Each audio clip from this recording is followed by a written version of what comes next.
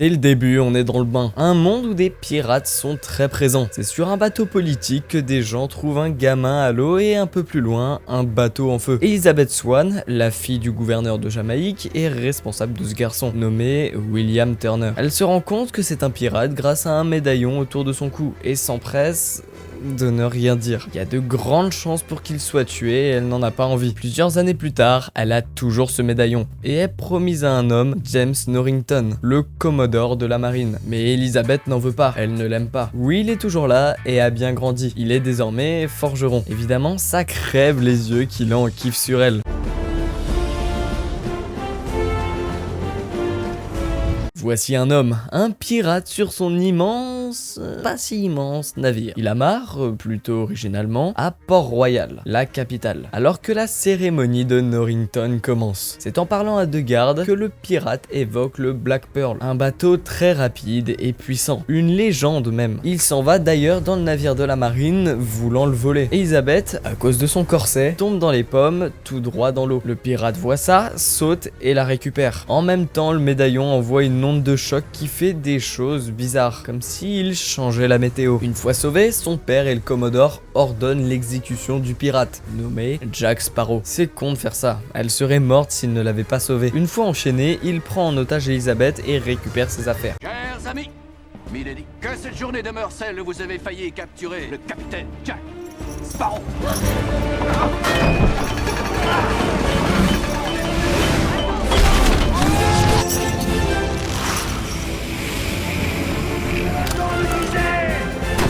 C'est en fuyant qu'il se retrouve dans une forge pour se libérer de ses chaînes. C'est là où Will travaille. Les deux se croisent et se combattent à l'épée. Le pirate est recherché comme ayant blessé Elizabeth. Oh les mythos. Autant Turner que Sparrow ne lâchent rien. Alors que le vieil alcoolique de la forge l'assomme avec sa bouteille. Les autorités le capturent donc. La nuit tombée, quelque chose approche. Quelque chose de troublant. Le Black Pearl est là et attaque Port-Royal. Une armée de pirates tous plus bizarres et sauvages les uns que les autres prennent d'assaut la ville, tuant et détruisant tout sur leur passage. C'est alors qu'un groupe vient à atteindre Elizabeth. On dirait qu'ils veulent la capturer. Elle parvient néanmoins à fuir. Le coup de bol. Ils sont très probablement là pour le médaillon après qu'il se soit activé. Will se bat lui aussi et finit par se faire assommer. Deux pirates viennent ensuite voir Jack, qui semble connaître. Et quelque chose de bizarre se passe. Ils auraient une sorte de malédiction. Elizabeth est menée au capitaine du bateau, Barbossa. Elle le menace.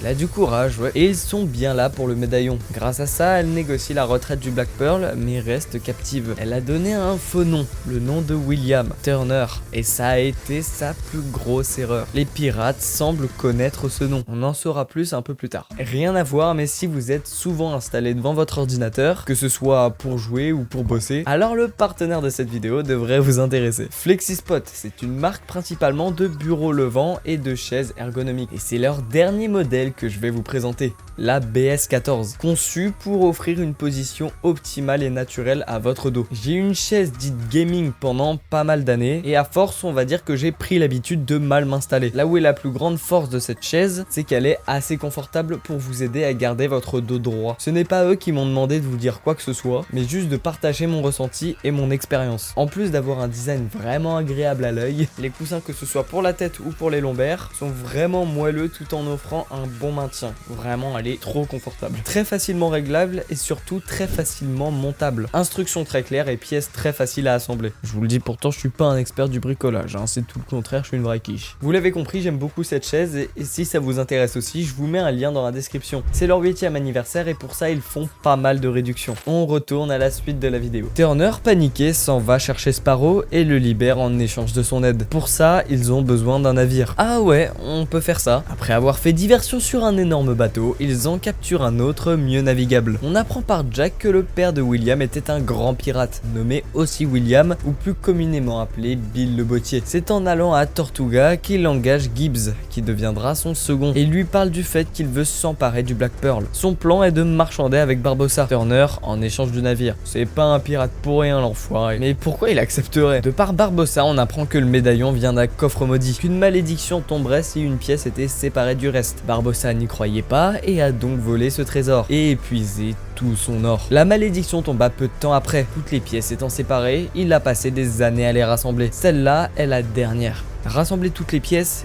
et le prix du sang est l'antidote pour lever la malédiction. La lune révèle leur vraie nature. Ils sont tous partiellement morts. Ils ne ressentent rien, meurent de faim sans pouvoir mourir ni régler ça. Une fois un équipage trouvé, Jack et ses hommes sont pris dans une tempête. Ils veulent trouver le Black Pearl et le rattrapent petit à petit grâce à son compas. À une époque, Sparrow était capitaine du Pearl et s'est fait doubler au moment de chercher le trésor maudit. Bah en vrai, tant mieux pour lui. Il s'est fait voler son bateau, son équipage et son butin, le laissant en plan sur une île avec une seule balle dans son chargeur. Pas pour chasser, mais pour se buter quand la faim ou la soif devient trop dure. Il a encore cette balle, gardée pour tuer son ancien second, Barbossa. Sur l'île de la Muerta, le sacrifice, le fameux prix du sang, va commencer.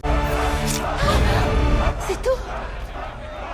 Pas de gaspillage. Ah non, ok, il ne la tue pas, c'est juste un peu de sang. Mais rien ne se passe. Oui, ils ont Elizabeth parce qu'elle a donné le nom de Turner. Il leur faut en fait le sang de Will, d'un vrai Turner, car celui qui l'a maudit à l'époque était son père.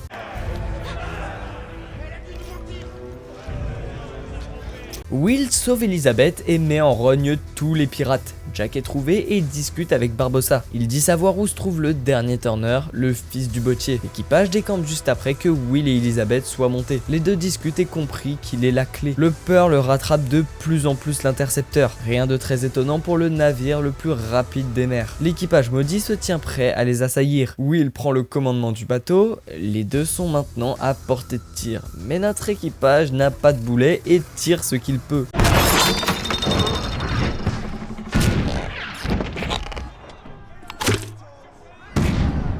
C'est dégueulasse. Ils sont en mauvaise posture et perdent un mât en plein sur le Pearl. Les pirates maudits sautent sur l'intercepteur. Will est parti chercher le médaillon. Il sait qu'il peut renverser la situation. Malheureusement, à cause des tirs, il se fait bloquer à l'intérieur. Une fois Jack libre, il retourne avec son équipage.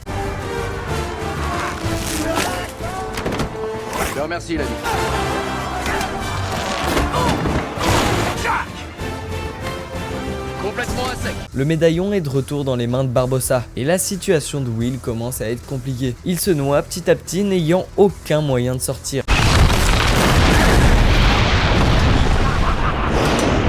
Le bateau a explosé, Will est probablement pas mort.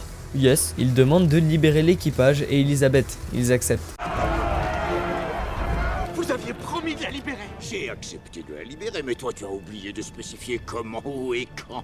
Espèce de con, c'est des pirates. Elizabeth tombe à l'eau et maintenant c'est au tour de Jack. Les deux sont abandonnés au milieu de nulle part. Malheureusement, la façon dont ils s'est échappé la dernière fois, c'était grâce aux trafiquants. Et là, ils n'ont rien d'autre à faire que d'attendre leur mort, en se bourrant la gueule. Jack avait caché une réserve de rhum sur l'île. Pas mal. Le lendemain, elle crée un immense feu de forêt avec ce rhum.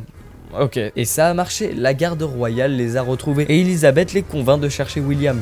Bill le bottier, le père de Will, était fidèle à Jack. Lorsqu'ils l'ont abandonné, il n'a pas accepté et s'est rebellé, ce qui a causé sa mort. Ils n'ont su qu'après qu'ils avaient besoin de son sang. Les cons. Ils l'ont fait couler dans les profondeurs de l'océan. De retour au trésor pour un deuxième round. Mais cette fois, ils veulent le tuer. Jack apparaît devant Barbossa. C'est impossible. Non, improbable. Il n'arrivera jamais à se débarrasser de lui, ça me fume de rire. Ça fait 2 fois. Il le convainc alors de partir en capturant l'énorme bâtiment amiral qui les a amenés jusqu'ici. Sauf que pour ça, ils doivent être invulnérables. Ils ne lèvent donc pas la malédiction tout de suite. Jack en profite pour discrètement voler une pièce. Ils se mettent à monter sur le vaisseau et commencent à tuer tout le monde. Évidemment, la marine n'a aucune chance. Jack en attendant balance une épée à Will et les deux se battent contre Barbossa et ses sbires. Mais compliqué, ils sont immortels, faut pas l'oublier. Elizabeth rejoint Gibbs et les autres sur le Pearl. Après un gros combat, Barbossa finit par transpercer Sparrow. Très intéressant. En effet, vu qu'il a enlevé une pièce du trésor, il a lui aussi la malédiction. C'est très bien joué. Tous les marins se font décimer par les squelettes. C'est critique de toutes parts. Ils ne dureront pas longtemps. Une fois libérés, Gibbs et les autres refusent d'aider Jack. Ils respectent tous le code pirate. Ils s'enfuient avec le navire. Les deux immortels se battent toujours. Et Elizabeth les rejoint pour affronter les sbires avec Will. Barbossa s'apprête à tirer sur Elizabeth. Jack le prend de court et utilise son unique cartouche sur lui.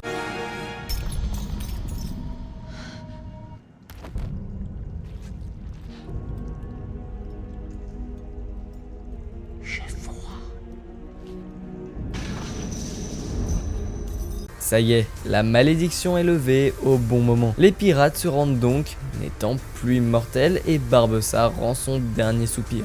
Ouais, les trois fuient donc de l'île. Une fois à Port-Royal, Jack Sparrow est condamné à la pendaison. Et ouais, toujours, c'est vraiment des enflures. Et Elisabeth est vraiment vénère. Tu m'étonnes, ce bande de cons. Tiens, bizarre, le perroquet de l'équipage. Une fois le sol ouvert, Will sauve in extremis Jack et les deux s'enfuient alors illico en faisant équipe. Malheureusement, ils se font vite rattraper. Elisabeth se met entre leurs armes, étant amoureuse réciproquement de Will. Bien, je dois dire que tout cela me semble très plaisant. Et je veux que tu saches que je t'ai toujours soutenu, l'ami. C'est pas des blagues. Le chapeau. Magnifique. Que ce jour reste dans vos mémoires, comme celui où vous avez failli.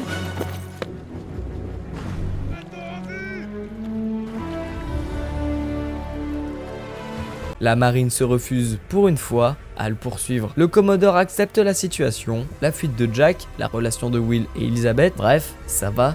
Il est pas si con. Une fois Sparrow repêché, il reprend les rênes du bateau. Enfin, il a son navire. Enfin, il redevient le capitaine du Black Pearl. Un an plus tard, quelque chose se prépare. Will est capturé alors qu'il se rendait à son mariage avec Elisabeth, ce qui est très bizarre. Le gouverneur Swan ordonne sa libération, mais rien à faire. C'est le Lord Cutler Beckett, le directeur de la Compagnie des Indes orientales, c'est lui qui ordonne ça. Même Elisabeth est menottée. Le Commodore Norrington est lui aussi recherché mais a démissionné il y a quelques mois. Tous les trois sont condamnés à mort pour avoir aidé le pirate Jack Sparrow. De son côté d'ailleurs, sans qu'on sache trop pourquoi, il se retrouve au milieu de l'océan sortant d'un cercueil. Il rejoint ensuite le Black Pearl à l'aide d'une jambe de mort. Ouais, il y a que lui pour faire ça, logique. Son équipage lui reproche son manque de transparence en tant que capitaine. Ce qu'il a été chercher sur l'île est le croquis d'une clé. Mais c'est quoi et pourquoi faire? On va donc chercher à découvrir ce que cette clé déverrouille. Non, sans la clé, on ne déverrouillera pas ce qu'on n'a pas encore à déverrouiller. Alors à quoi servirait de trouver d'abord ce qu'il faut qu'on déverrouille, avant même d'avoir trouvé la clé qu'il déverrouille? Faut d'abord trouver la clé. Ce que tu dis n'a aucun sens. Il semble complètement perdu et très perturbé. Pour Jack Sparrow, ça semble quand même très bizarre. Crois-moi sur parole, ce qui est de mauvais augure pour Jack Sparrow est de mauvais augure pour nous tous. Un peu plus tard, Beckett requiert les services de Turner pour faire affaire avec Sparrow. Il le connaît, il a déjà fait affaire avec lui et ça s'est mal passé. Ce que veut le directeur, c'est le compas de Jack. En échange, les deux fiancés seront libérés et graciés. Pourquoi il n'y a jamais de rhum sur ce rafio? L'heure est venue, Jack. Jack croise Bill le bottier. Il a l'air métamorphosé. Au moment où Barbossa l'a foutu à la flotte, il est resté dans les profondeurs de l'océan, incapable de mourir, probablement dû à la malédiction. Il fit un pacte avec un dénommé Davy Jones, un nom qui ne semble pas inconnu à Jack. Le bottier parle d'une malédiction, une autre, sur le Hollandais volant. Une malédiction qui l'a touché. Davy Jones est celui qui a mis à l'eau le Black Pearl à la demande de Jack. Et par rapport à ça, l'heure est venue de payer sa dette. Ton heure est venue. La bête approche vers l'homme qui porte la marque noire. Portez les voiles d'avant! Je veux des mouvements! Des mouvements! Bordel! Est-ce qu'on a un cap? Hein? Vite! Terre! Chapeau de Jack! Viens devant! Alors, tant pis! Courez! Jack! Tout le monde voit la panique de Sparrow. Il est complètement effrayé. Il veut absolument rejoindre la Terre. Putain d'accord, si c'est bien ça qu'il poursuit, je comprends qu'il se chie dessus. De l'autre côté, William part à la recherche de Jack. Ça dure probablement plusieurs jours pour au final que son enquête le mène sur une île avec un bateau complètement échoué. Mais c'est le Black Pearl. Ok, donc ils sont bien là. Mais où? Turner se fait prendre dans un piège créé par les locaux de l'île et finissent par le capturer.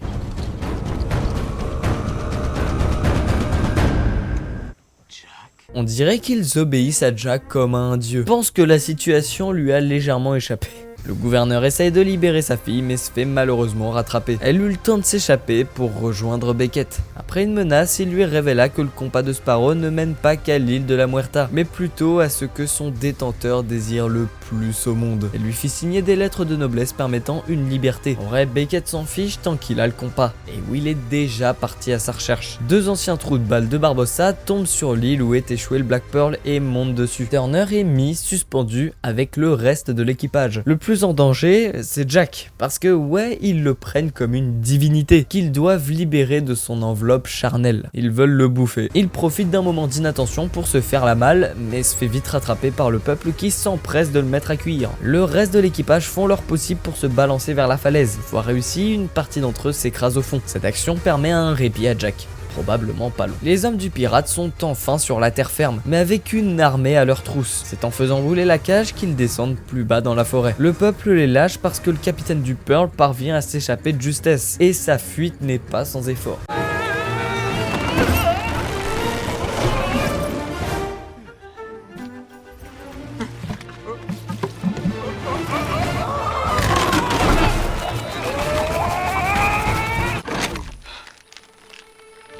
Dommage.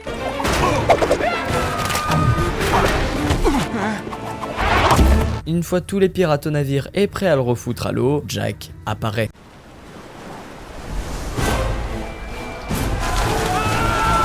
Il est coursé par une armée. Une fois sur le bateau, ça y est, ils sont en sécurité. Enfin, pas tant que ça. Il y a toujours quelque chose qui les chasse. Sparrow accepte de filer le compas à William en échange de son aide pour trouver la fameuse clé tant convoitée. Elizabeth, de son côté, s'est infiltrée dans un bateau de matelots, sûrement pour rejoindre son fiancé. Les marins croient d'ailleurs en voyant sa robe qu'il s'agit d'un esprit. La créature qui poursuit le Black Pearl est le Kraken, la bête au service de Davy Jones. Pense que la clé est un moyen pour lui de s'en sortir et va même rendre visite à une vieille connaissance, Tia Dalma. Il leur demande donc son aide. Le compas était à elle avant que Jack ne lui dérobe. Retenez bien ça, surtout pour la fin, vous comprendrez pourquoi je dis ça. Elle est surprise qu'il ne puisse pas le conduire là-bas, mais s'il suit les volontés profondes de son détenteur, ça veut tout simplement dire que Sparrow ne sait pas exactement ce qu'il veut.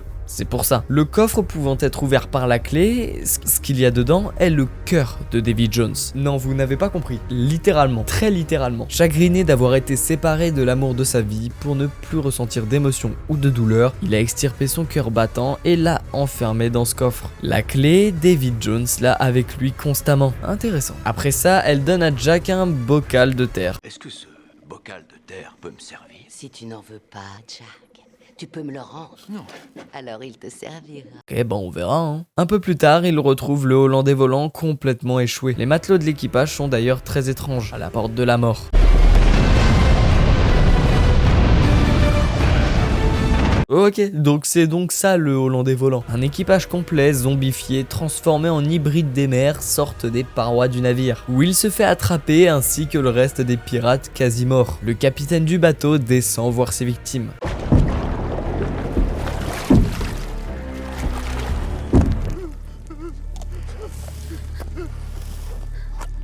Davy Jones, le voici, il est terrifiant. À chaque mort ou mourant, il pose la même question. La mort ou rejoindre son équipage pour les 100 ans à venir. Ça fait flipper, sûrement ça la malédiction de Bill le Bottier. Sauf que William n'est pas mourant. Ce dernier lui dit qu'il est là pour régler la dette de Sparrow, qu'il les regarde de loin. Ok, il est très fort. Suite à son pacte pour être capitaine du Pearl, sa dette aujourd'hui est de trouver une centaine d'âmes pour le navire de Jones. Ou alors la sienne.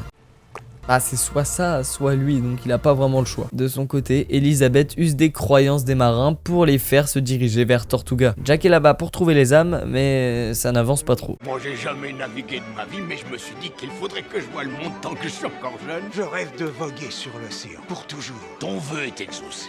Bienvenue à bord. Ça avance? Avec ces 4 recrues, nous en sommes à 4. Ils y croisent le Commodore Norrington, méconnaissable. À cause de lui, une bagarre éclate. Elizabeth arrive dans ce raffut, c'est d'ailleurs elle qui finit par l'assommer. Du côté du Hollandais volant, c'est effrayant.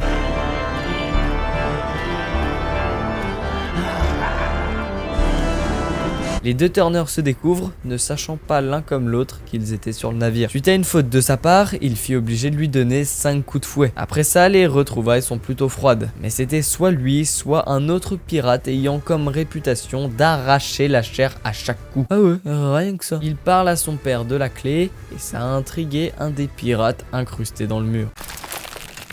Le coffre du Nord. Ouvrez le coffre avec la clé et embrochez le cœur. Non, non, non, surtout n'embrochez pas le cœur. Où est la clé? Cachée. Et où est le coffre? Caché. On n'a pas encore toutes les infos, mais ça se concrétise de plus en plus. Elizabeth ainsi que Norrington veulent rejoindre l'équipage de Jack. Une fois dans les mains d'Elizabeth, le compas indique enfin une direction claire. Vu qu'elle veut récupérer Will, quiconque possède le coffre maudit est en droit d'exercer n'importe quelle pression sur Jones. Donc, sauver Will. Tant mieux. Le seul jeu établi dans le Holland des volants sont des jeux de hasard et de paris avec des dés. Mais que parie-t-il? Ce qu'il leur reste, des années de service. Will défie le capitaine. Les mises sont pour Will une vie de servitude, pour David Jones la clé et pour Bill également une autre vie de servitude. Pendant la partie, Bill mise quelque chose d'énorme lui infligeant une défaite et donc une vie de servitude supplémentaire. La partie, William ne comptait pas forcément la gagner. Il voulait juste savoir où était la clé. Il s'en va donc la dérober et ce le plus discrètement possible.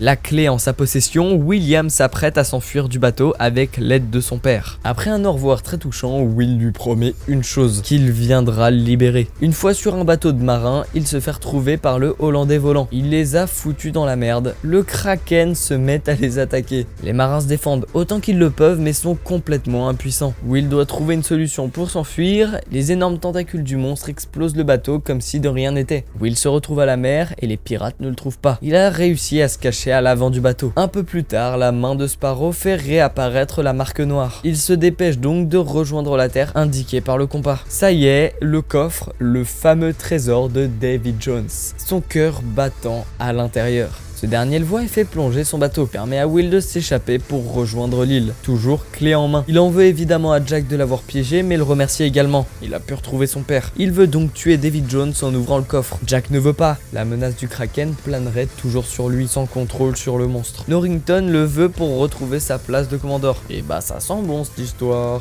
Les trois se combattent donc pour la possession de la clé. Les deux trous de balle en profitent pour récupérer le coffre. Suite à un concours de circonstances peu conventionnel, la clé vire de main en main sans arrêt. Elizabeth rejoint les deux pirates en même temps que les hommes de David Jones. L'un d'entre eux le récupère, Jack obtient la clé et retrouve le coffre. Il l'ouvre donc et il sort le cœur du pirate maudit, qu'il ne remet pas dedans, mais plutôt dans le bocal de terre. Les hybrides, Norrington et Turner rejoignent la chaloupe. Ces derniers compris que quelque chose clochait. L'ancien Commodore récupère les lettres de Beckett et s'enfuit avec le coffre pour laisser le temps à Will, Elizabeth et Sparrow de s'enfuir. Une fois sur le navire, le Hollandais volant réapparaît, sortant ses canons, tirant sur l'ennemi sans arrêt. Pour le coup, ça s'est vite terminé. Le Black Pearl est plus rapide voile au vent. N'oubliez pas, il est connu comme étant le bateau le plus rapide des mers. Mais ça n'a pas l'air de déranger David Jones. C'est d'avoir un moyen de pression. N'approche pas du bastingage! Qu'est-ce que c'est? Le Kraken! Le cœur a disparu du bocal de terre dans la plus grande panique de Jack. Et le Kraken est là.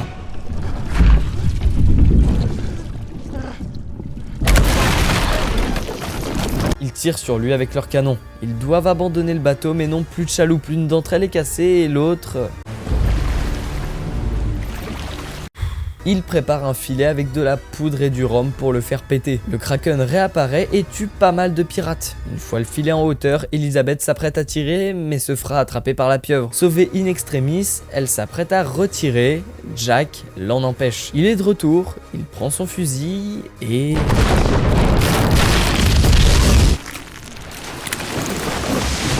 Une grosse explosion retentit sur le navire. Ils ne l'ont pas tué mais ont un moment de répit. Malgré son amour pour son bateau, Jack ordonne d'abandonner le navire avec la chaloupe. Une fois presque tout le monde dessus, Elizabeth se met à l'embrasser. D'accord. Sous le regard de Will. Ah bah super. Jack se fait menotter lors de son moment d'inattention. C'est vous qui ne veut pas le navire. Il arrive à se libérer mais le Kraken surgit derrière lui. En tant que dernier acte de bravoure, il fonce dans la gueule du Kraken, épée à la main. Le capitaine coulant avec son navire, David Jones ayant la possession du coffre, l'ouvre et vit sa défaite. Norrington de retour à Port-Royal discute avec Beckett pour les lettres de noblesse. Mais ce n'est pas tout.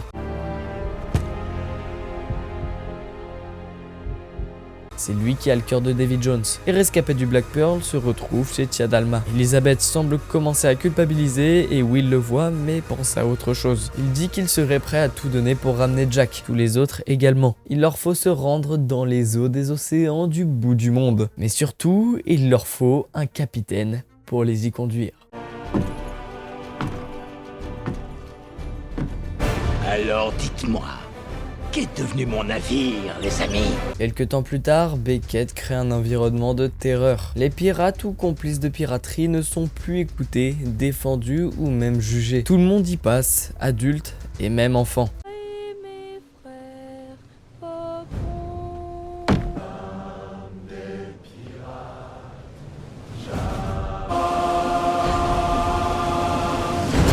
Plus tard, on retrouve Elizabeth avec Barbossa, ainsi qu'à d'autres endroits le reste des pirates entrant dans un conduit d'égout. Le premier groupe sont dans un repère de pirates à Singapour, Barbossa ayant une requête pour le capitaine des lieux, Sao Feng. Il veut un équipage pour aller dans l'autre monde, où il était en train de récupérer les cartes pour s'y rendre, mais s'est fait prendre. Barbossa appelle à la réunion du conseil des 9 pirates. Beckett et Jones créent une atmosphère très tendue. Ils sont en train de contrôler les océans. L'autre monde est un royaume de mort ainsi que celui de Davy Jones. Alors que le capitaine de Singapour discute avec notre équipage, Sao Feng vit un homme avec un faux tatouage. Il coule grâce à la constante vapeur de la salle. Ça permet de voir rapidement les espions, c'est pas con. Il croit alors qu'il est avec eux, mais non. Il est avec la Compagnie des Indes qui lance aussitôt un assaut dans la ville. Tia, aussi présente dans le champ de bataille, se débarrasse de plusieurs soldats elle aussi. Les dégâts sont considérables, même le perroquet et le singe s'y mettent. Will discute discrètement avec Sao Feng. Lui, ce qu'il veut, ce n'est pas Sparrow, mais le Pearl pour aller sauver son père. Il devient de plus en plus pirate, lui. Beckett, ayant un otage, eut une information importante. 9 pièces de 8, des pièces très importantes pour le rassemblement de la confrérie des pirates. Les deux ont évidemment un lien, et Sparrow en a une aussi. L'équipage de Barbossa suit donc la carte pour trouver l'entrée de l'au-delà. Jack est là-bas, corps et âme pour y être puni. Beckett a bien compris tous les enjeux. Il contrôle le Hollandais volant grâce au cœur de Davy Jones constamment menacé de destruction.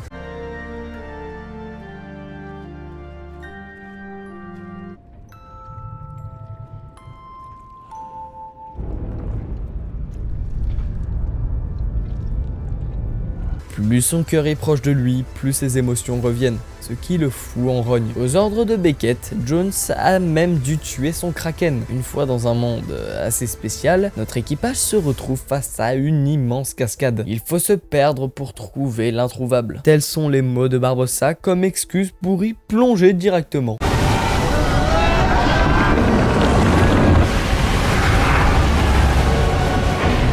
C'est dans un immense monde clair qu'on y retrouve Jack Sparrow. Enfin, plusieurs Jack Sparrow.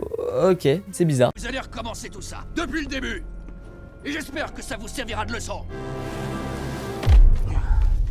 Ok, c'est dans son esprit. Il tombe complètement dans la démence. Alors c'est ça, l'antre de Davy Jones. C'est bien vide. Une pierre blanche se transformant en crabe se met à l'observer. Cette dernière ramène ainsi une horde qui réussit à faire bouger le Pearl. Alors oui, ok. Dans l'incompréhension totale de Jack, et de la mienne aussi. C'est plus loin que se trouve l'équipage venant de s'écraser et d'échouer sur l'île. Jack, naviguant dans le sable, apparaît tel le grand capitaine qu'il est.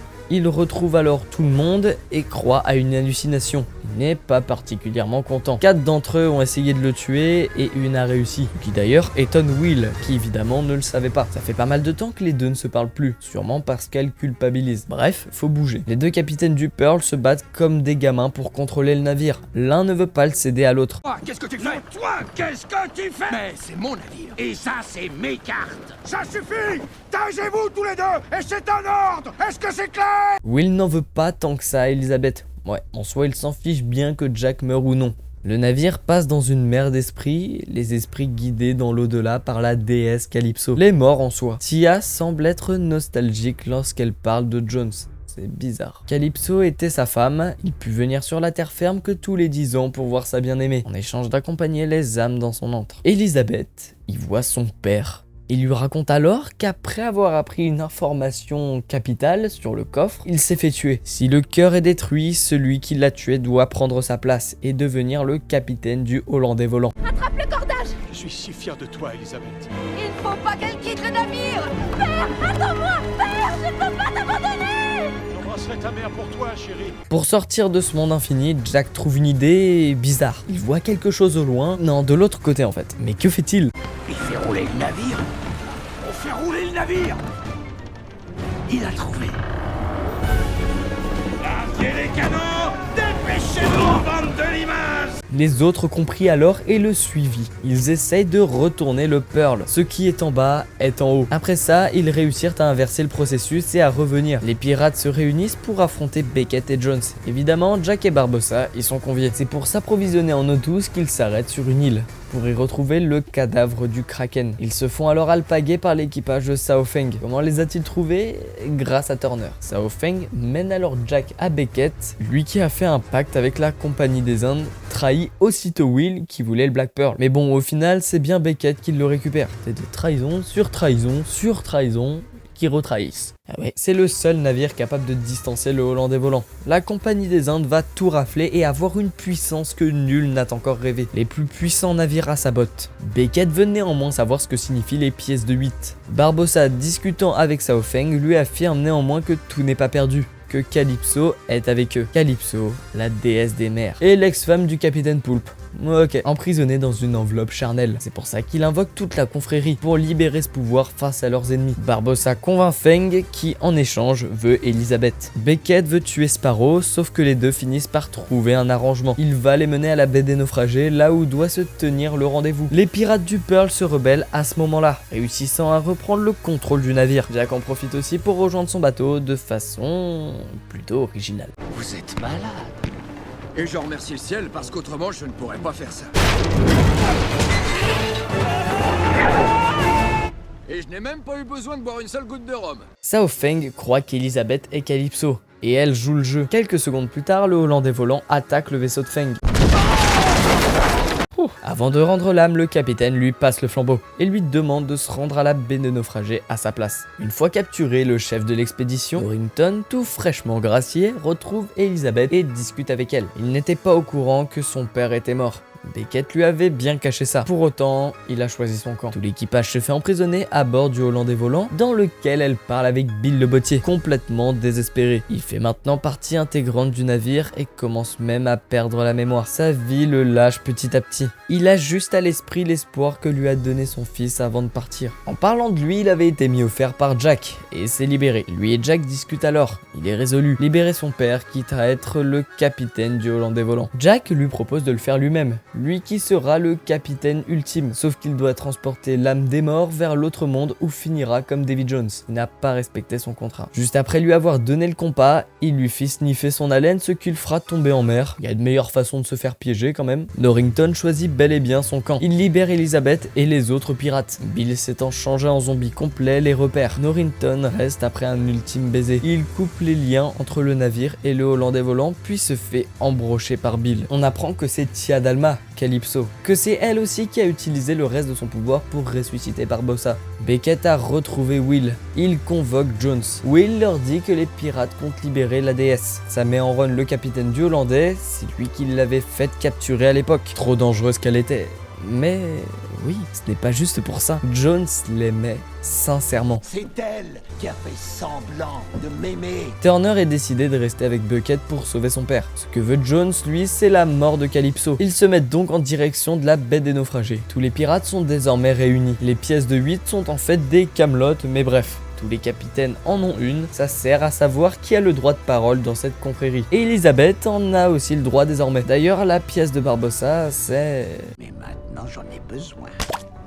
D'ailleurs, Barbossa fait son speech pour enfin demander la libération de Calypso. Une moitié est d'accord, mais l'autre non. Comme de bons pirates, ils se battent pour se mettre d'accord. L'ennemi est là désormais. Davy Jones monte à bord du Pearl et retourne voir son ancien amour. Il a veillé 10 ans sur les morts et lorsqu'il pouvait rejoindre la Terre, elle n'était pas là. C'est pour ça qu'il est devenu haineux et a arrêté sa mission. Au contact de celle qu'il aime encore au fond de lui, il reprend sa forme humaine, l'espace d'un instant. Elle le convainc grâce à son amour de la faire libérer de son enveloppe. Elle veut se venger de la confrérie des pirates qui autrefois l'a emprisonnée. Sauf qu'elle ne sait pas grâce à qui ils ont réussi. La confrérie prend la décision de ne pas le faire. Jack propose de se battre pour fuir, mais il faut l'accord du roi des pirates. Pour vérifier cette information, le capitaine Tig, soit le gardien du code, est appelé. Et en effet, ça semble être le cas. Mais Sparrow, revérifiant ça, voit le problème. C'est qu'aucun roi des pirates n'existe. Il faut faire un vote pour élire le roi, sauf que chaque pirate vote pour soi-même. Sauf... Elizabeth Swann. Barbossa. Villanueva! Elizabeth Swann. Donc Elisabeth devient reine du tribunal de la confrérie. Elle ordonne donc à tout le monde de se préparer pour partir en guerre. Maman va bien. Elle a bonne mine. La flotte totale est là et... Oh la vache, ils ont pas lésiné sur les moyens. Sur un minuscule îlot au milieu des deux flottes se dressent d'un côté Elizabeth, Hector et Jack, tandis que de l'autre Beckett, Turner et Jones. Le masque tombe pour Sparrow. Il s'était bien engagé avec Beckett pour les guider, ce qu'il a fait. C'est pour ça qu'il avait donné son compas à Will. Elizabeth fait échanger Sparrow avec Turner, lui qui doit 100 ans d'esclavage en échange du Pearl, le même contrat qu'à l'époque. Ce qu'on peut se demander, c'est à quoi Jack pense exactement. Barbossa trahit le reste des pirates, voulant toujours libérer Calypso. Toutes les pièces de 8 sont désormais dans le seau, il faut maintenant dire correctement l'incantation. Je te délivre de ta prison humaine. Grâce à un des pirates, l'incantation fonctionne. Au moment où ses pouvoirs reviennent, Will lui dit que c'est de l'unique faute de David Jones qu'elle s'est faite emprisonner, que c'est lui qui a dit aux pirates de l'époque comment faire. Barbossa lui demande son aide. Ça n'a pas l'air de l'enjouer. Elle se transforme en un millier de crabes qui tombent à la flotte. Ok. C'est tout. Ouais, ça a l'air. Tout espoir semble perdu. Elizabeth essaye tant bien que mal à motiver les troupes et ça semble fonctionner. Tous les pirates sont prêts à combattre. L'ultime bataille pour la liberté, c'est aujourd'hui. Jones regarde le ciel qui semble devenir de plus en plus violent. Calypso se déchaîne petit à petit. Hector prend la barre du Black Pearl, entrant dans un immense vortex d'eau ainsi que le Hollandais volant. Les deux s'affrontent dans une grosse bataille navale. Chaque pirate se bat tant qu'il peut, la tempête de plus en plus puissante. Les bâtiments prennent très cher. Sparrow s'échappe et réussit à prendre le coffre discrètement. Jones tue l'espion de Beckett qui avait la clé et croise Jack qui réussit à s'envoler en haut d'un mât.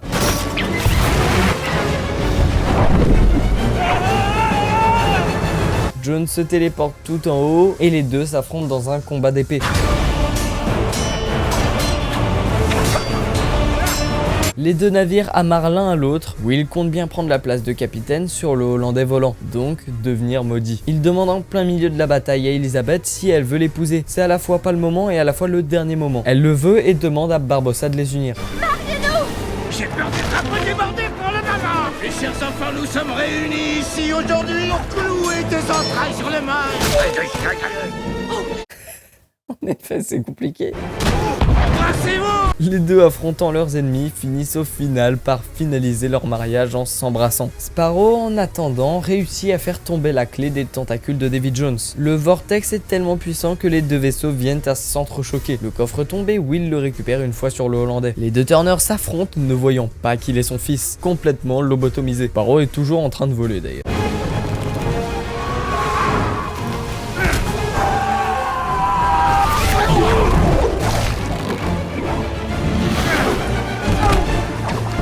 Il finit par atterrir, indemne, c'est incroyable. Jones et Jack continuent leur combat, qui n'a pas duré cette fois. Elizabeth prend la relève mais ne fait pas le poids. Will vient la sauver in extremis, il est maintenant en position de faiblesse. Jones plante le cœur de Will, et là Jack ne fait rien. Il n'ose pas le faire, bien qu'il veuille prendre sa place. Bill reprend ses esprits et saute sur son capitaine. William meurt à petit feu, et son père s'apprête à le rejoindre. À ce moment-là, le cœur se fait transpercer, non pas par Jack, mais par William. La vie éternelle voguant sur les flots. Il l'a laissé pour l'offrir à Will. Bill le bottier lui arrache donc le cœur comme la malédiction l'exige. Le Hollandais coule dans les abysses, Jack et Elizabeth volant pour fuir les lieux grâce au puissant vent pour finir à proximité du Black Pearl. La flotte est toujours là, ils doivent trouver une solution. Jack demande d'attendre, mais Barbossa demande la fuite. Normal, Sparrow espère quelque chose. Beckett ne respecte pas ses engagements et s'apprête à couler le Pearl, étant sûr et certain de sa victoire.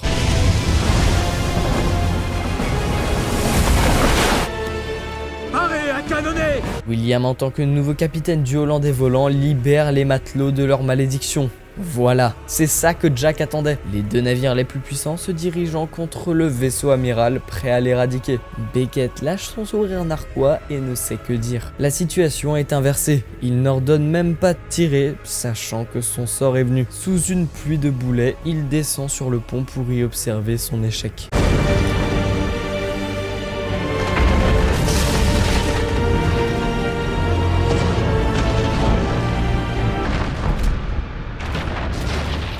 Tout est bien qui finit bien, aujourd'hui les pirates ont gagné et peuvent être fiers d'eux. Les matelots du Hollandais ne sont plus prisonniers, mais restent quand même en tant que loyaux fidèles. Néanmoins, ça y est, un jour en terre pour 10 ans en mer. Le revoir des deux époux les blesse, mais c'est comme ça. Will offre son cœur à Elizabeth, elle qui va devoir veiller dessus jusqu'à la fin de sa vie. Mais à la fois, son cœur, il a toujours été à elle.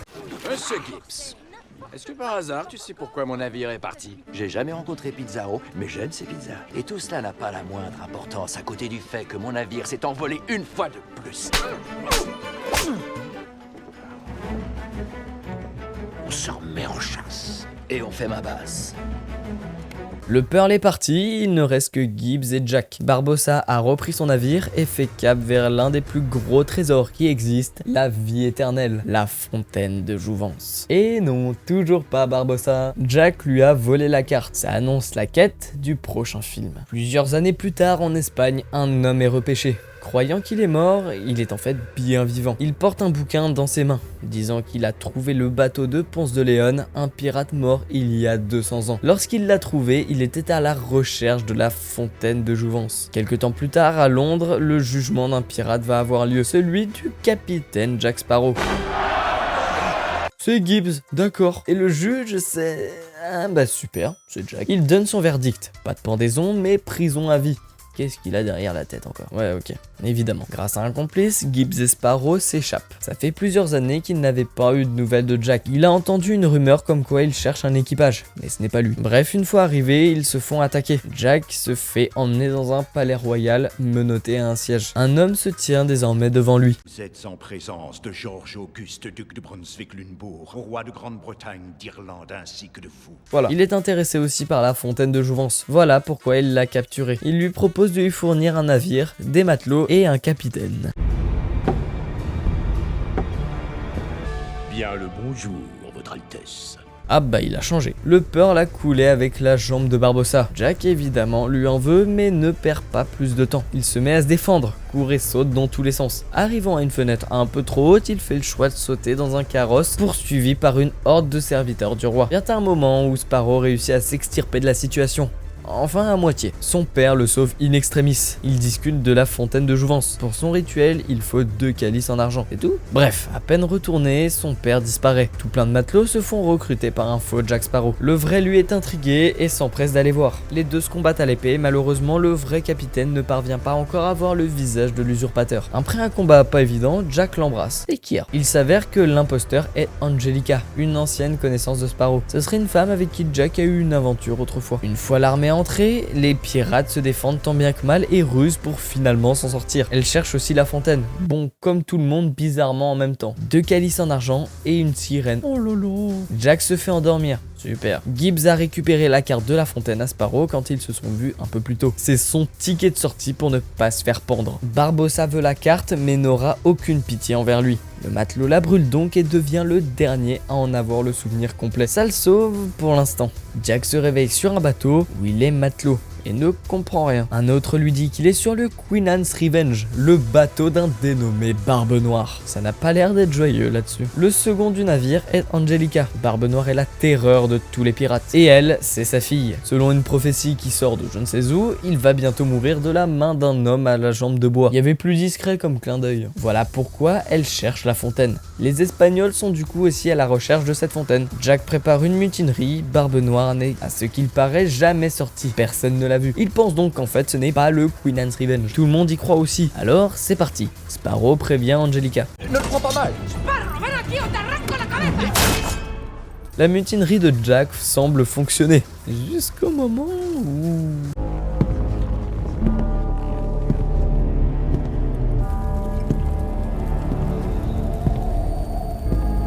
Barbe Noire sort de sa cabine et fait des choses assez particulières. Son épée semble contrôler le navire. En un instant, les pirates traîtres se font choper comme si de rien n'était. Angelica est du côté de Jack et le convainc de ne pas le tuer. Pour montrer l'exemple, une chaloupe est mise à la mer avec un des gardes dedans. Philip Swift, un matelot ayant la foi, lui supplie de ne rien faire. Mais Barbe Noire s'en fiche complètement.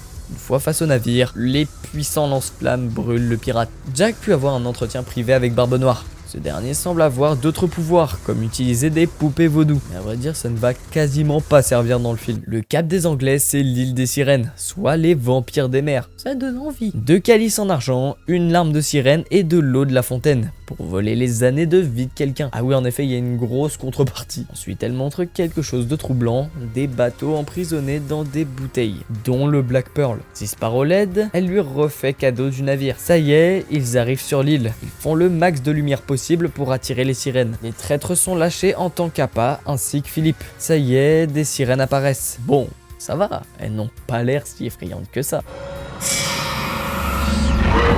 Ah d'accord, je comprends leur nom de vampires des mers. Ils les attirent vers le rivage, le bateau de Barbe Noire aussi grâce à ses lance-flammes. Mais elles sont trop puissantes et de plus en plus nombreuses. Jack sauve Angelica de justesse. Même à terre, elles sont dangereuses. Le religieux capturé par les sirènes parvient à s'en dépêtrer. Jack fait sauter le phare et plonge dans l'eau, ce qui les fait toutes fuir. Une ayant essayé de capturer Philippe se fait coincer par des planches de bois. Il la regarde longuement, assez longuement pour que les autres viennent la capturer. Le lendemain, c'est au tour de Barbossa d'arriver. Ils se font attaquer aussi par les sirènes, détruisant le bateau et quasi tous les matelots qui étaient dessus. Jack les guide en direction de la dépouille de Ponce de Léon, la sirène étant toujours capturée dans un gros cercueil d'eau. D'ailleurs, elle a l'air de s'étouffer. Elle ne respire pas qu'avec de l'eau, mais avec de l'air aussi. Il a quand même l'air de bien craquer pour elle.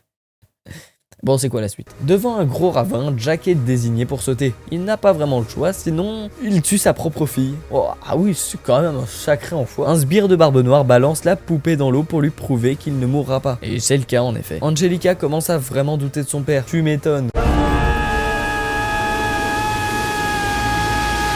Jack étant désormais seul, il essaie de se rendre de l'autre côté au plus vite. Sur le chemin, les pirates laissent tomber la caisse d'eau, la brisant et faisant tomber la sirène, qui récupère alors des jambes. Elle ne peut pas marcher, ça fait trop longtemps qu'elle n'est pas venue à terre, et sûrement jamais même. Philippe décide donc de la porter. Elle lui dit qu'il est différent, qu'elle ne voulait pas l'attaquer, mais le protéger. Jack est arrivé à l'épave du bateau de Ponce de Léon, et il trouve Barbossa déjà là. L'épave est en équilibre, mais tangue pas mal.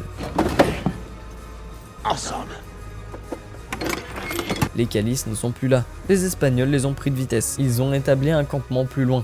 Jack, Hector et son équipage s'y rendent donc. Pour obtenir l'alarme de sirène, Barbe Noire montre un tas d'horreurs à cette dernière, dont le cadavre de ses sœurs. Néanmoins, ça ne marche pas. Il la frappe, mais non plus. Philippe s'oppose à Barbe Noire. Il l'aime et ça s'est vu. C'est le cas pour elle aussi. Il tranche donc le corps du curé pour tenter, mais toujours rien. Jack et Hector tentent de récupérer les calices auprès des Espagnols, ils les récupèrent et se font repérer. Ils arrivent à se débarrasser de leurs ennemis, mais toujours temporairement. Le curé se réveille, sa bien-aimée est toujours attachée. Il s'empresse de la libérer, cet acte lui fait couler une larme de bonheur. Barbe Noire en profite et la récupère. Et merde. Sparrow et Barbossa sont attachés. Oh, mais t'as une arme, c'est merveilleux. Mieux que ça. J'aimerais en avoir une. C'est pas mal. La raison pour laquelle il a rejoint le gouvernement anglais est dans l'unique raison de tuer Barbe Noire. C'est pour ça qu'il attendait dans l'épave du bateau. Il s'attendait à le voir lui. Il veut se venger, c'est donc une mascarade. Jack, pendant leur discussion, délie ses mains, monte au sommet d'un palmier pour s'éjecter sur un autre plus loin. Ensuite, il tombe sur ses ennemis, utilisant la corde pour se balancer et les piéger. Une fois Barbossa sauvé et les calices récupérés, ils continuent leur chemin. Sparrow retrouve Barbe Noire et demande en échange des calices de ne faire aucun mal à Angelica et de récupérer son compas. Ouais, il lui avait pris pour le forcer à ne pas le trahir. Barbe Noire lui dit qu'elle n'était pas du tout en danger. Oui, bien sûr. Jack refile son compas à Gibbs, lui disant qu'il le mènerait jusqu'à la liberté.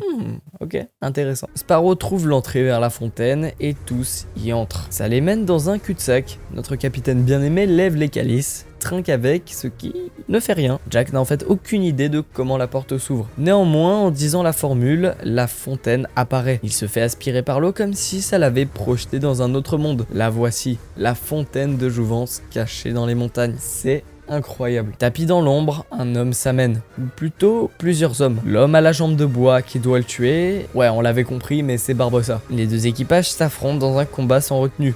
ainsi que les 2 capitaines. Le curé parvient à se libérer mais prend un coup d'épée. En attendant, Jack et Angelica se battent eux aussi pour les calices et l'alarme. Philippe s'en va vite libérer sa bien-aimée qui s'empresse de fuir. L'armée espagnole est là aussi. Oh le bordel! Ça stoppe le combat et le roi récupère les calices pour les détruire, ainsi que la fontaine en elle-même. Barbe Noire, ayant un moment d'inattention, se fait transpercer par Hector. Sa fille, enlevant le sabre de son corps, eut une coupure de la lame empoisonnée. Jack court récupérer la calice, mais ça y est, la fontaine est ensevelie. La sirène est revenue donner les calices à Jack, lui disant de ne pas gâcher sa larme. Tout le monde est parti, il ne reste que les 3. Sparrow utilise les dernières gouttes de la fontaine et leur propose le choix.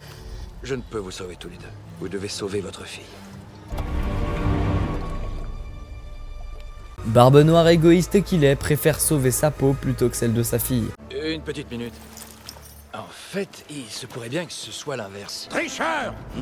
Démon! Comment tu osais faire ça? Ton père t'a sauvé.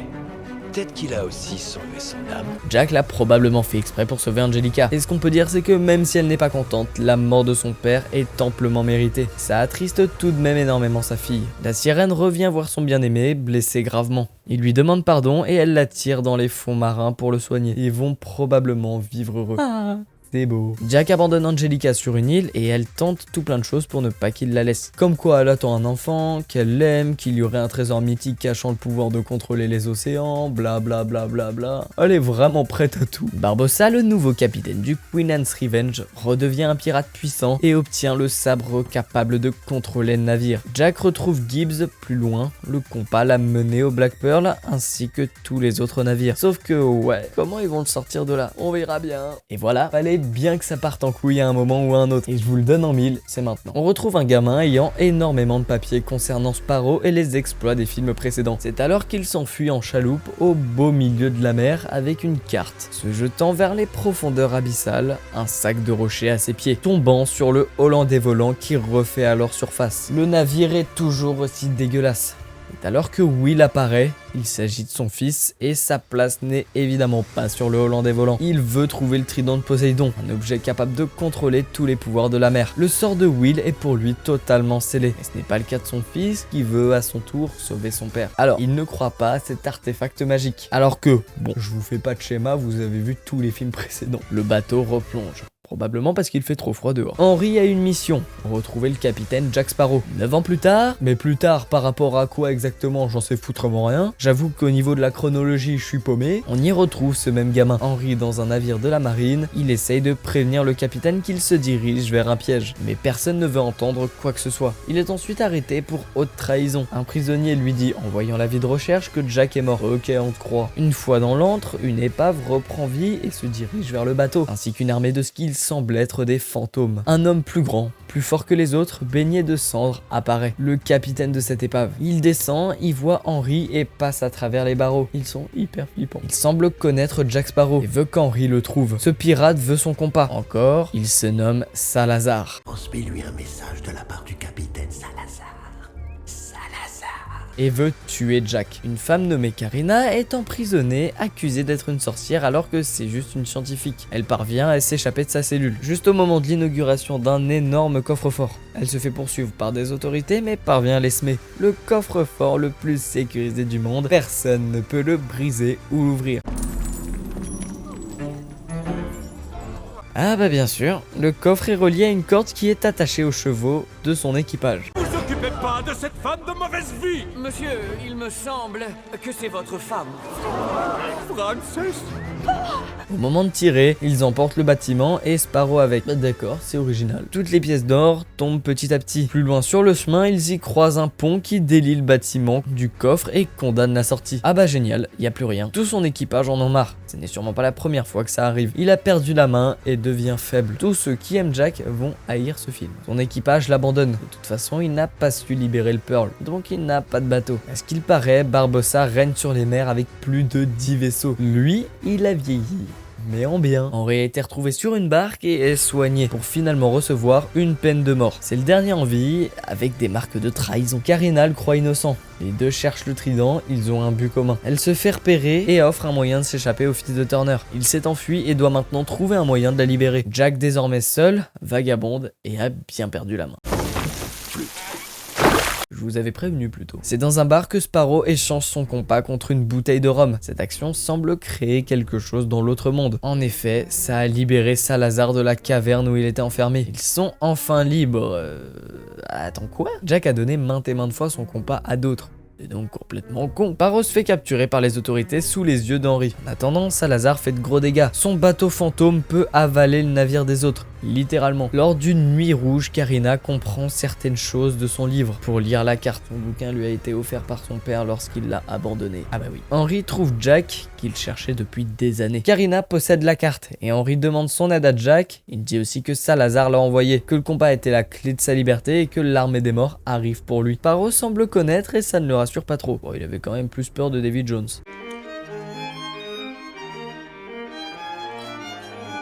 On revoit enfin Barbossa. Il est pété de thunes le bougre. Ses bateaux se font détruire par Salazar. Il tue juste pour tuer et laisse qu'un seul survivant pour tout raconter. Barbossa se rend voir une sorcière pour avoir des réponses. Et ouais, il cherche Jack. Et le trident sera son seul espoir. Elle a pu récupérer le compas grâce au scénario et l'offre à Barbossa. Oncle Jack! Jackie Boy! Alors comment ça va?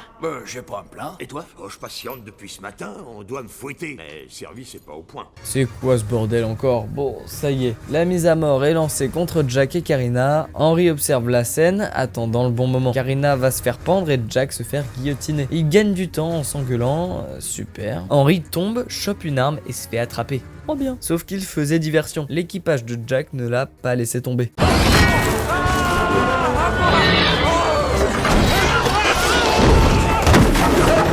Oh putain, c'était pas loin. Jack réussit à s'échapper, toujours moins une, et Karina elle aussi d'ailleurs. Après ça, trop bien, les deux nouveaux se font attacher, pour aucune raison, et foutent à l'eau le reste de ce qu'il semble être un bateau. Bon, tant qu'il flotte, c'est bon, hein. Le navire de Barbossa croise celui de Salazar, et lui fonce dessus. Ce dernier s'élève et agit comme une énorme mâchoire. Capitaine Salazar, il paraît que vous cherchez Jack Sparrow. Salazar était autrefois un marin espagnol tueur de pirates, jusqu'au jour où sur l'un des bateaux ennemis se trouvait Jack Sparrow. C'est à ce moment qu'il a reçu le compas. Les scénaristes n'ont pas vu les autres films, c'est pas possible autrement. Il prit le commandement du dernier navire et nargua Salazar. Ce dernier le suivit dans le triangle du diable, se faisant piéger dedans et totalement maudire, d'où sa haine envers Jack. Il décide donc de s'échapper sur terre, le seul endroit où ils ne peuvent pas les rattraper. Il envoie des cadavres de requins qui reprennent vie, si on peut dire. Ils atteignent la chaloupe, Sparrow arrive à s'en sortir comme habituellement. D'accord. Les morts peuvent marcher sur l'eau. Mais ils auraient pas pu le faire plus tôt? Allez, je me calme, sinon vous allez dire que je suis aigri. Karina n'en croit pas ses yeux. Elle est tellement effrayée qu'elle fuit et se fait même prendre dans un piège. Les morts sont bien là mais doivent absolument toucher l'eau ou bien ils se désintègrent. Un navire de la marine trouve le bateau pirate. Gibbs sent que ça pue. Salazar est vraiment vénère. Barbossa le convainc qu'il peut aller le chercher sur l'île lui-même. Le capitaine de la mort accepte. Jack et Henry se font eux aussi attraper par des pirates de l'île et se retrouvent dans un mariage. Les pirates locaux connaissent aussi Sparrow. Honneur de te présenter Béatrice. Ma pauvre sœur. Et elle est veuve. C'est quoi ce gros tas? Oh l'enfoiré. Et ben il se retrouve encore dans un sacré bourbier. Félicitations. Embrassez la mariée.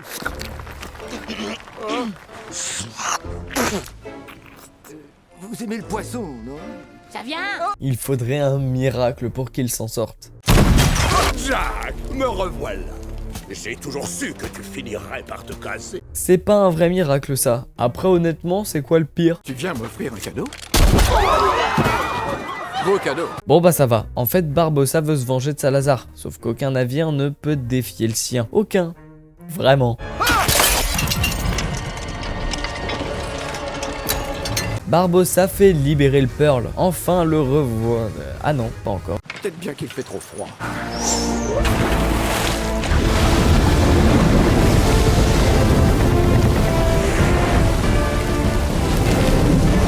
Enfin, le revoilà, le plus rapide et le plus iconique de tous les navires, le Black Pearl. Une fois en route, la marine les poursuit. Gibbs et les autres sont au ferme et se libèrent et s'efforcent de rejoindre le Pearl. Karina prend la barre et les guide. Le carnet qu'elle a intrigue Barbossa. Il l'a déjà vu et fut volé il y a longtemps. Quand elle lui dit son prénom, le vieux Barbossa semble tout déboussolé. Il s'agit de sa fille. Jamais il ne pensait que ce livre la conduirait à lui dans le futur. Il ne veut pas lui dire. La marine les rattrape et sont prêts à faire feu, jusqu'à ce que Salazar n'écrase les navires comme si de rien n'était, pour ensuite foncer dans le Pearl. Les deux s'entrechoquent alors et Salazar fonce vers Sparrow qui n'est plus là.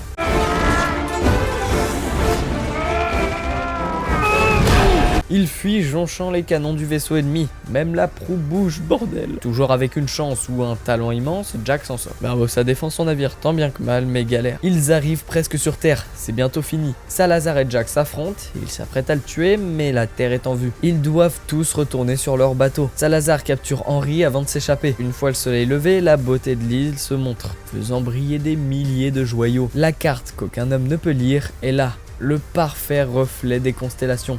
C'est incroyable. Avec le dernier rubis, toutes les pièces du puzzle assemblées, activant le trident, ce qui scinde la mer en deux, faisant tomber Jack et Karina au fond. Le voici, le tombeau de Poséidon. Salazar possède le corps d'Henry et s'empresse de rejoindre Jack. Il aurait pu faire ça avec le corps de Barbossa plutôt, non? Karina essaie de prendre le trident mais n'y parvient pas. Elle le déloge et tente de l'utiliser, sauf que Salazar est trop fort. Il prend possession de l'artefact, ce qui lui permet de ne pas mourir.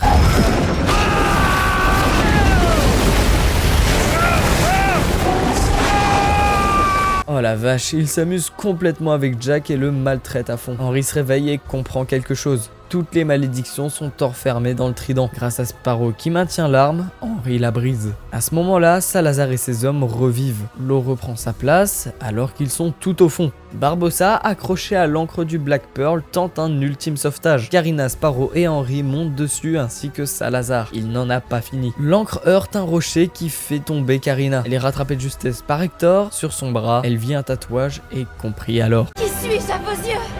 Un trésor. Jack balance une épée à Hector, ce dernier saute alors embrochant Salazar. Les deux mourants, engloutis par les océans.